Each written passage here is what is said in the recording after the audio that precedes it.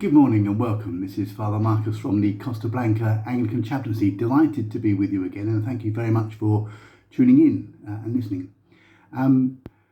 During our morning prayer at the moment, we're going through the first book of Kings, and we're at that exciting stage where we have the Queen of Sheba just checking out whether Solomon is as wise as everybody is making him out to be.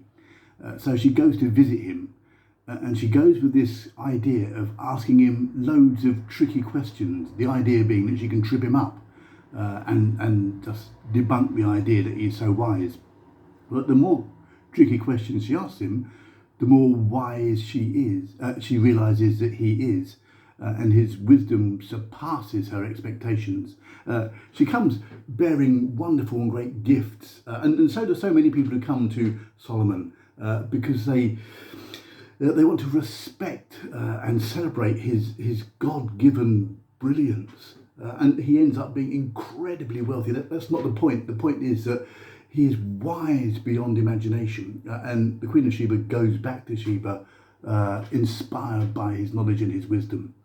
And so that's where we are in the story that we're going through morning prayer.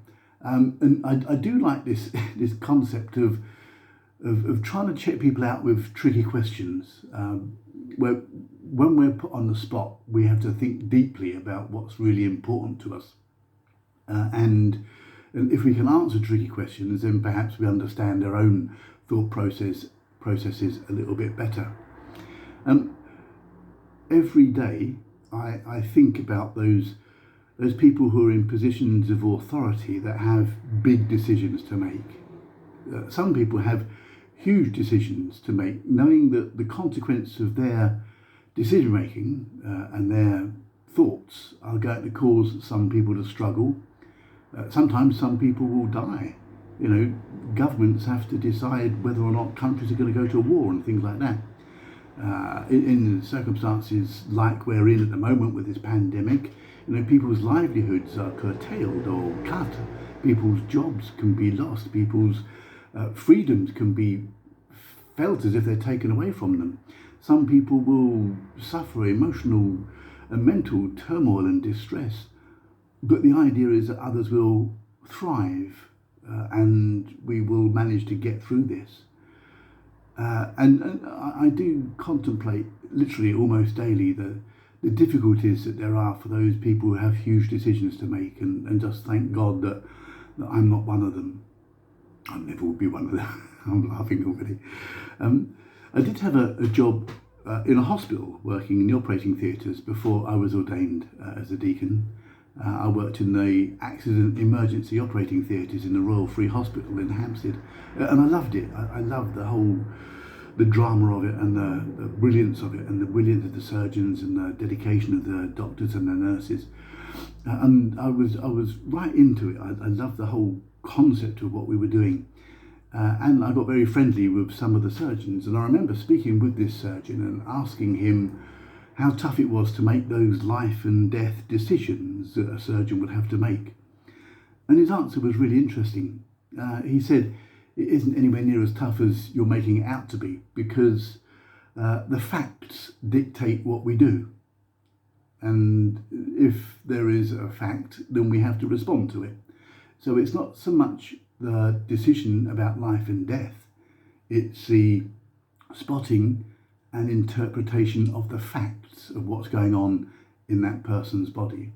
And that I found interesting, and it helped me a lot. And some of what we're hearing from the UK governments and others at the moment is that they are basing their decision making on the science, on what is understood at the moment.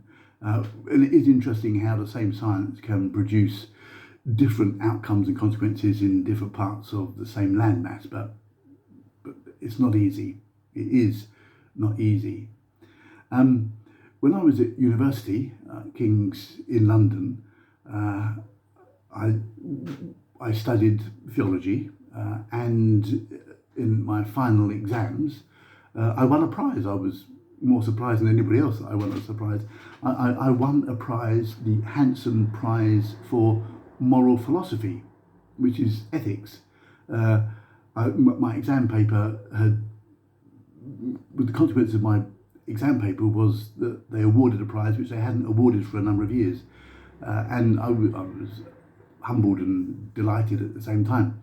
And that made me think, well, perhaps I am okay at making decisions. Perhaps I have got the capacity to work things through and to think things through and to come out with a thought through answer to a tricky question. And you'd think that would be okay given the fact that I answered the questions in that paper well, but the reality is I find it really hard. I do find big decisions really hard because I can always see a different point of view. I can always see an alternative way of thinking. For me, nothing is ever simple or black and white. There's always another way of looking at it. Always. I can always understand that I can think like this, but other people can have very different opinions from me, thinking sometimes almost the opposite. And there's truth in both of them. And that makes some of my life really tough and really hard. But that's just how it is. You see, life is full of decisions and choices and options and emotions. And sometimes we have to pit our feelings against the rules and try and decide what's best. Sometimes we have to be a bit like sheep and follow what everybody's doing, but sometimes we have to be the people who start the revolution. And then, of course, there's the whole question of trust, and do we trust where we get our initial information from? This is big stuff. This really is big stuff. And so today I want to think a little bit about how we go about making our decisions and what is important for us. And you won't be surprised because it's the gospel that gives us a pointer in the right direction. Of course it is. The gospel tells us quite simply, the starting point is not about us and our ego. It's not about our desires and our needs of fulfillment, but it is about the good of others. Scriptures tell us very clearly to put others and their well-being before ourselves. And they also tell us very clearly that we are called to try and discern and follow the will of God. And the will of God is not the same as the wisdom of man, because on our own sometimes we struggle and fall, and yet if we try and follow the wisdom of God, then we will blossom and flourish. So there's a simple test that we can do. Does our action fit with our perception of the message that Jesus teaches us, which is love God and love your neighbour? Is what we're going to do fitting with the concept of loving our neighbour, putting our neighbour first? And then, are we being the best you that you can be? And that is the you that is made in the image of God, rather than the you that is manipulated by the corporate management system that tells you to buy stuff that you don't need. Are you being true to yourself? Not your ego, not the worldly view, but the view that has that spark of divine right inside. Are you following the wisdom of the world, or are you receiving the beauty and the joy and the wisdom of God? If I could sing, I can't sing. If I could sing, I would sing you a beautiful hymn from John Bell, but I'm not going to sing. I'm just going to read the first and the fourth verse of this hymn. It's John Bell, it's in our hymn book, and it's, will you come and follow me?